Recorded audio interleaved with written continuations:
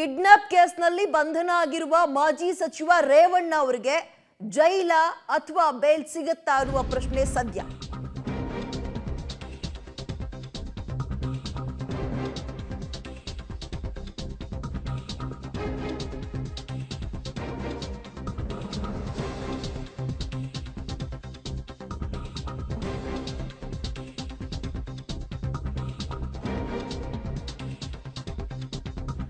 ಇವತ್ತು ಬೆಳಗ್ಗೆ 11 ಗಂಟೆಗೆ ಜಾಮೀನು ಅರ್ಜಿ ವಿಚಾರಣೆ ಆಗುತ್ತೆ. ಮತ್ತೆ ಕಸ್ಟಡಿಗೆ ಕೇಳಲು ಎಸ್ಐಟಿ ಅಧಿಕಾರಿಗಳು ಒಂದು ಕಡೆ ಸಿದ್ಧತೆ ನಡೆಸಿಕೊಂಡಿದ್ರೆ, ಮಗದೊಂದು ಕಡೆ ವಿಕ್ಟೋರಿಯಾ ಆಸ್ಪತ್ರೆಯಲ್ಲಿ ಚಿಕಿತ್ಸೆ ಪಡಿತಾ ಇದ್ದಾರೆ ರೇವಣ್ಣ. ಎದೆಯುರಿ ಅಂತ ಅಂದ್ರೆ ಗ್ಯಾಸ್ಟ್ರಿಕ್ ಸಮಸ್ಯೆಯಿಂದ ಬಳಲ್ತಾ ಇದ್ರು ಅಂತ ಕಾಣುತ್ತೆ. ಚಿಕಿತ್ಸೆಗೆ ಅವ್ರನ್ನ ಅಡ್ಮಿಟ್ ಕೂಡ ಮಾಡಲಾಗಿತ್ತು.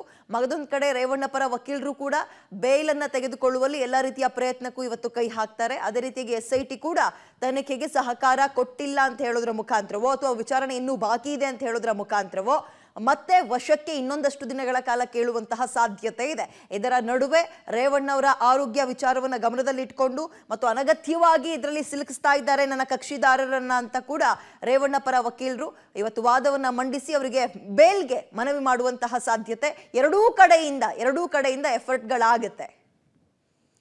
ಹೆಚ್ಚಿನ ಡೀಟೇಲ್ಸ್ ನಮ್ಮ ಪ್ರತಿನಿಧಿ ಉಮೇಶ್ ನೀಡ್ತಾರೆ. ಉಮೇಶ್, ಒಂದ್ ಕಡೆ ಆರೋಗ್ಯದ ವಿಚಾರ, ಮಗದೊಂದು ಕಡೆ ಅರ್ಜಿ ವಿಚಾರಣೆ ಕೂಡ ಆಗ್ತದೆ ರೇವಣ್ಣ ಅವರಿಗೆ. ಸಾಧ್ಯತೆಗಳು ಹೇಗಿದೆ? ಇಲ್ಲಿ ತನಕ ವಿಚಾರಣೆಗೆ ಸಹಕಾರವನ್ನ ಕೊಟ್ಟಿದ್ದಾರಾ ಅಥವಾ ಅದ್ರ ಮೇಲೂ ಏನಾದ್ರೂ ಆರೋಪ ಇದೆಯಾ?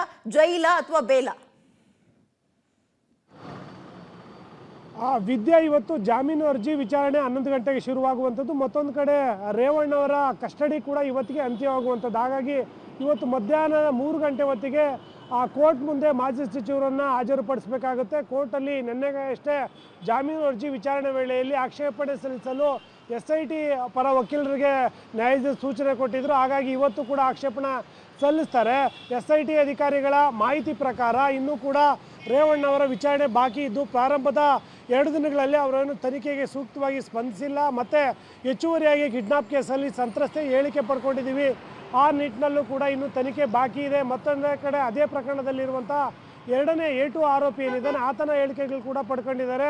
ಇವರಿಬ್ಬರ ಹೇಳಿಕೆ ಆಧರಿಸಿ ಇನ್ನೂ ಕ್ವಶನ್ ಮಾಡುವಂಥದ್ದು ಬಾಕಿ ಇದೆ. ಮತ್ತು ವಿಚಾರಣೆ ಕೂಡ ಸಾಕಷ್ಟು ಬಾಕಿ ಇದೆ ಅನ್ನೋ ಆಂಗಲಲ್ಲಿ ಅವರು ಕೂಡ ಇವತ್ತು ಮತ್ತೆ ಕಸ್ಟಡಿ ಕೇಳುವ ಸಾಧ್ಯತೆ ಹೆಚ್ಚಾಗಿರುವಂಥದ್ದು. ಆದರೆ ರೇವಣ್ಣ ಪರ ವಕೀಲರು ನೆನ್ನೆ ಜಾಮೀನಿಗೆ ಅರ್ಜಿ ಸಲ್ಲಿಸಿದಂಥ ವೇಳೆಯಲ್ಲಿ ಅವರು ಕೂಡ ವಾದ ಮಾಡಿದ್ದಾರೆ. ಅಂದರೆ ಈ ಪ್ರಕರಣದಲ್ಲಿ ಸಂತ್ರಸ್ತೆ ಈಗಾಗಲೇ ಪತ್ತೆಯಾಗಿದ್ದಾರೆ ಮತ್ತು ರೇವಣ್ಣನ ಪಾತ್ರ ಇದು ಮೇಲ್ನೋಟಕ್ಕೆ ಏನು ಕಾಣ್ತಾ ಇಲ್ಲ ಅಂತ ಕೂಡ ಅವರು ವಾದ ಮಾಡಿರುವಂಥದ್ದು. ಅದ್ರ ಜೊತೆಗೆ ಅವರಿಗೆ ಅನಾರೋಗ್ಯ ಸಮಸ್ಯೆ ಇದೆ, ಹಾಗಾಗಿ ಅವರಿಗೆ ಜಾಮೀನು ಕೊಡಬೇಕು ಅನ್ನೋ ನಿಟ್ಟಿನಲ್ಲಿ ಅವರು ಕೂಡ ವಾದ ಮಾಡ್ತಾರೆ. ಈ ಎಲ್ಲ ವಿಚಾರಗಳಿಗೂ ಸಂಬಂಧಪಟ್ಟಾಗಿ ಇವತ್ತು ಮಧ್ಯಾಹ್ನ 3 ಗಂಟೆ ಹೊತ್ತಿಗೆ ಸ್ಪಷ್ಟವಾದ ಮಾಹಿತಿ ಸಿಗ್ತದೆ. ಹಾಗಾಗಿ ಸದ್ಯಕ್ಕಿರುವ ಮಾಹಿತಿ ಪ್ರಕಾರ ಬಹುತೇಕ SIT ಅಧಿಕಾರಿಗಳು ಕಸ್ಟಡಿ ಕೇಳೋದಾದರೆ ಅವ್ರ ಪರ ವಕೀಲರು ಜಾಮೀನು ಕೇಳ್ತಾರೆ.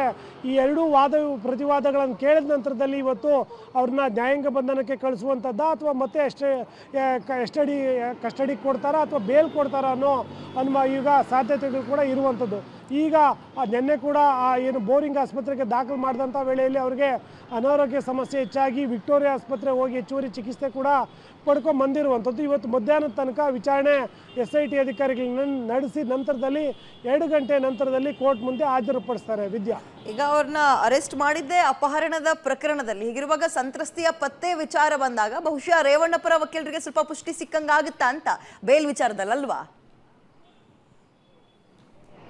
ಖಂಡಿತವಾಗ್ಲೂ. ಯಾಕೆಂತಂದರೆ ಇವಾಗ 4 ದಿನಗಳ ಕಾಲ ಕಸ್ಟಡಿ ಕೊಟ್ಟಿದ್ದಾರೆ ಒಂದು ಕಡೆ, ಅದು ವಿಚಾರಣೆ ನಡೀತಾ ಇದೆ. ಮತ್ತೊಂದು ಕಡೆ ಸಂತ್ರಸ್ತೆ ಪತ್ತೆ ಆಗಿರಲಿಲ್ಲ ಅನ್ನೋ ಏನು ವಾದ ಏನಿತ್ತು ಅದು ಕೂಡ ಈಗ ಸಂತ್ರಸ್ತೆ ಪತ್ತೆ ಆಗಿರೋ ಕಾರಣಕ್ಕಾಗಿ ಈ ಎರಡೂ ಕಾರಣಗಳು ಮತ್ತು ನಿನ್ನೆ ಬೋರಿಂಗ್ ಆಸ್ಪತ್ರೆಯಲ್ಲಿ ಅನಾರೋಗ್ಯ ಹೆಚ್ಚಾಯಿತು ಅನ್ನೋ ಕಾರಣ ವಿಕ್ಟೋರಿಯಾ ಆಸ್ಪತ್ರೆಗೆ ಹೋಗಿ ಹೆಚ್ಚುವರಿ ಚಿಕಿತ್ಸೆ ಪಡೆದಿದ್ದಾರೆ.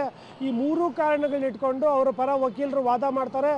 ವಾದ ಮಾಡಿದ ನಂತರದಲ್ಲಿ ನ್ಯಾಯಾಧೀಶರು ಏನು ತೀರ್ಮಾನ ತಗೋತಾರೆ ಅನ್ನೋದನ್ನು ಕಾದು ನೋಡಬೇಕಿದೆ. ಅವ್ರಿಗೂ ಜಾಮೀನು ಸಿಗುವ ಸಾಧ್ಯತೆ ಕೂಡ ಇರುವಂಥದ್ದು. ನಿನ್ನೆಯೇ ಜಾಮೀನು ಅರ್ಜಿ ದಾಖಲು ಮಾಡಿದಂಥ ವೇಳೆಯಲ್ಲಿ ಜಾಮೀನು ಕೊಡಿ ಅಂತ ಕೇಳಿದರು. ಆದರೆ ಪೊಲೀಸ್ ಕಸ್ಟಡಿಯಲ್ಲಿ ಇದ್ದಂಥ ವೇಳೆಯಲ್ಲಿ ಜಾಮೀನು ಕೊಡೋದಕ್ಕೆ ಬರೋದಿಲ್ಲ, ಬಹುತೇಕ ಪ್ರಕರಣಗಳಲ್ಲಿ ಜಾಮೀನು ಕೊಡೋದಿಲ್ಲ ಕೂಡ ಬಹುತೇಕ. ಹಾಗಾಗಿ ಇವತ್ತು ಏನು ಅಂತ್ಯ ಆಗುತ್ತೆ ಅದಕ್ಕೆ ಇವತ್ತು ವಿಚಾರಣೆ ಅರ್ಜಿ ಇವತ್ತು ಮುಂದೂಡಿರುವಂಥದ್ದು.